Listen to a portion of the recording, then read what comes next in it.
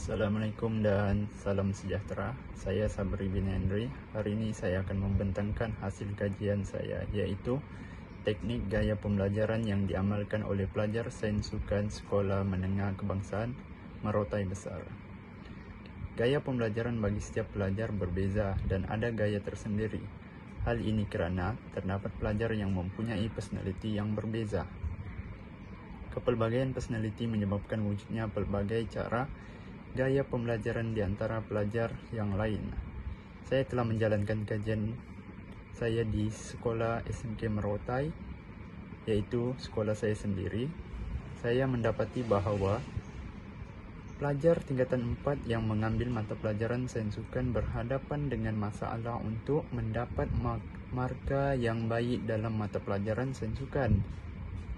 Hal ini kerana pelajar tidak tahu ingin menggunakan teknik gaya pembelajaran yang sesuai digunakan. Di samping itu, pelajar juga tidak tahu menyesuaikan teknik gaya pembelajaran dengan gaya pengajaran guru semasa belajar di dalam kelas. Dalam objektif kajian saya ingin mengetahui teknik gaya pembelajaran yang diamalkan oleh pelajar tingkatan 4 di SMK Merotai Besar di dalam mata pelajaran Sains Sukan, sama ada active dan reflective learning, atau sensing dan assertive learning, visual dan verbal learning, serta sequential dan global learning. Saya juga ingin mengenal pasti sama ada terdapat perbezaan gaya pembelajaran aktif dan reflective learning, sensing dan assertive learning, visual dan verbal learning, serta sequence dan global learning antara pelajar lelaki dan juga pelajar perempuan tingkatan 4 bagi mata pelajaran Sains Sukan di SMK Merotai Besar.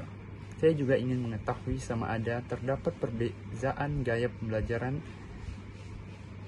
aktif dan reflective learning, sensing dan assertive learning, dan visual dan verbal learning, serta sequential dan global learning mengikut bidang dalam mata pelajaran Sains Sukan di SMK Merotai Besar.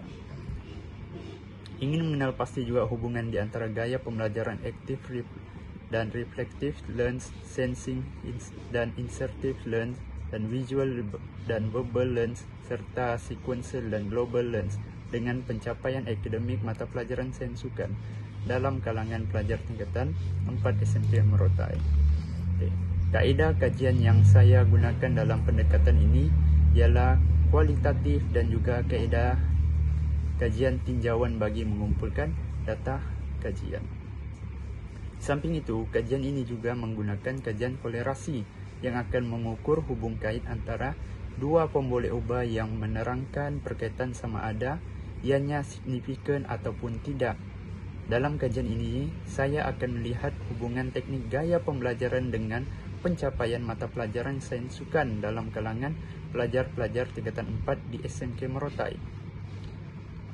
Hasil dapatan kajian saya, secara keseluruhannya, gaya pembelajaran visual menunjukkan sebanyak 74.2% dan sequential dan global menunjukkan 65.7% dan sensing dan assertive seimbang iaitu 62.9%, merupakan gaya pembelajaran yang utama diamalkan oleh responden dalam mempelajari mata pelajaran Sains Sukan.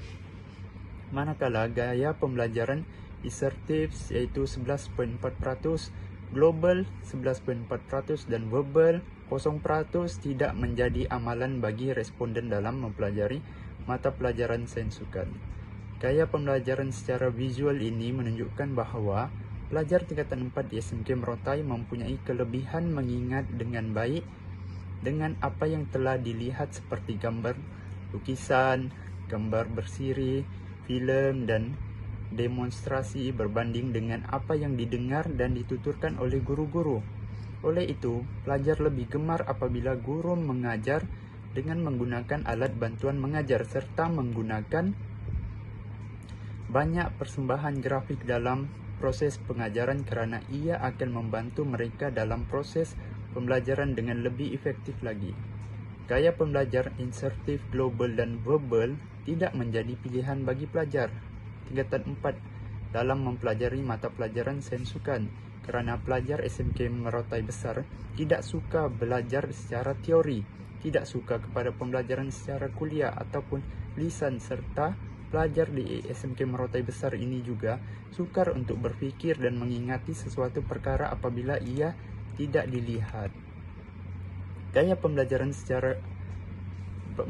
keseluruhan responden berdasarkan jantina mengikut kekerapan dan peratusan dalam mempelajari mata pelajaran sains sukan.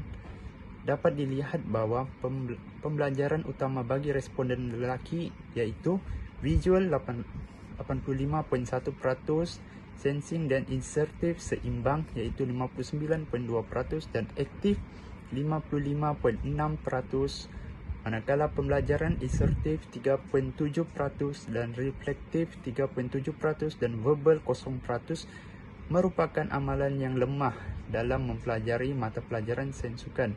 Bagi responden perempuan pula, gaya pembelajaran visual 87.5%, sequential dan global seimbang iaitu 62.5% dan sensing dan insertif seimbang 62.5% merupakan amalan utama bagi mereka, manakala gaya pembelajaran insertif iaitu 12.5% dan reflektif 12.5% dan verbal 0% bukan menjadi keutamaan bagi responden perempuan dalam mempelajari mata pelajaran sains sukan. Secara keseluruhan, responden lelaki dan perempuan lebih gemar dengan gaya pembelajaran visual dalam mempelajari mata pelajaran sains sukan.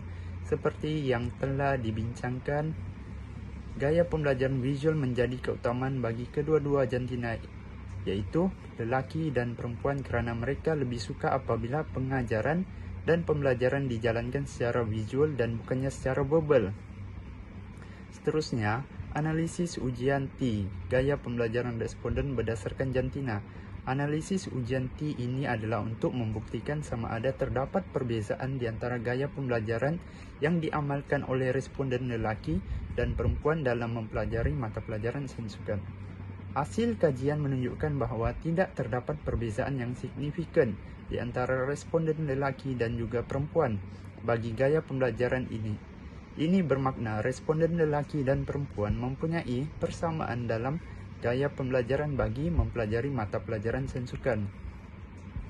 Secara keseluruhan, para pelajar tingkatan 4 di SMK Merotai Besar mengamalkan gaya pembelajaran yang utama yaitu gaya pembelajaran visual yaitu 74.2%, diikuti dengan sequential dan global yaitu 65.7% dan juga sensing insertif seimbang yaitu 62.9%. Gaya pembelajaran secara visual ini menunjukkan bahawa para pelajar tingkatan 4 yang menuntut di SMK Merotai Besar mempunyai kelebihan mengingat dengan baik dengan apa yang dilihat seperti gambar, lukisan, gambar bersiri, filem dan demonstrasi berbanding dengan apa yang didengar dan dituturkan. Sebagai contoh, semasa mempelajari mata pelajaran sains sukan di dalam kelas, pelajar akan diberikan beberapa gambar yang berkaitan dengan tajuk yang dipelajari. Kesannya, pelajar dapat mengingati nama pada masa yang sama mereka mampu menyebut setiap gambar yang diberikan kepada mereka. Ini membuktikan bahawa pelajar di SMK Merotai Besar mempunyai yang mempelajari sains sukan mudah mengingati sesuatu apabila guru menggunakan gambar raja dalam proses pembelajaran. Berdasarkan perbincangan di atas, saya mendapati kesemua dapatan kajian menunjukkan hubungan yang negatif di mana tidak terdapat perbezaan gaya pembelajaran yang diamalkan oleh pelajar lelaki dan juga perempuan. Tidak terdapat perhubungan positif di antara gaya pembelajaran dengan pencapaian akademik. Walaupun semua dapatan menunjukkan negatif, namun bagi saya, dapatan yang diperolehi dapat memberi informasi kepada guru-guru yang mengajar mata pelajaran di SMK Merotai ke arah gaya pembelajaran secara visual. Informasi yang diterima oleh guru-guru ini boleh membantu mereka menggunakan dan memadankan corak pengajaran yang sesuai dengan gaya pembelajaran pelajar dalam mempelajari mata pelajaran sains sukan, dan ini seterusnya dapat membantu pelajar memperolehi keputusan yang cemerlang dalam akademik, terutamanya dalam mata pelajaran sains sukan. Sekian, itu sahaja daripada hasil kajian saya. Terima kasih.